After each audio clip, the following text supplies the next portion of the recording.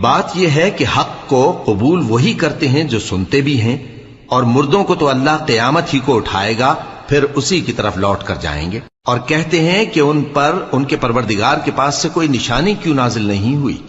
कह दो कि अल्लाह निशानी उतारने पर कादिर है, लेकिन अक्सर लोग नहीं जानते। और जमीन में जो चलने फिरने वाला हैवान या अपने परों से उड़ने वाला परिंदा है, उनकी भी तुम लोगों की तरह जमाते हैं। हमने किताब यानी लौहे महफूज में किसी चीज के लिखने में कोताही नहीं की। फिर सब अपने परवरदिगार की तरफ जमा किए जाएंगे।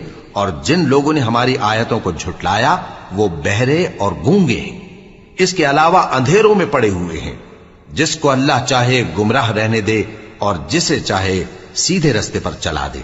कहो काफिरो, भला देखो तो अगर तुम पर अल्लाह का अजाब आ जाए या क़यामत आ मौजूद हो, तो क्या तुम ऐसी हालत में अल्लाह के सिवा किसी और को पुकारोगे? अगर सच्चे हो तो बताओ।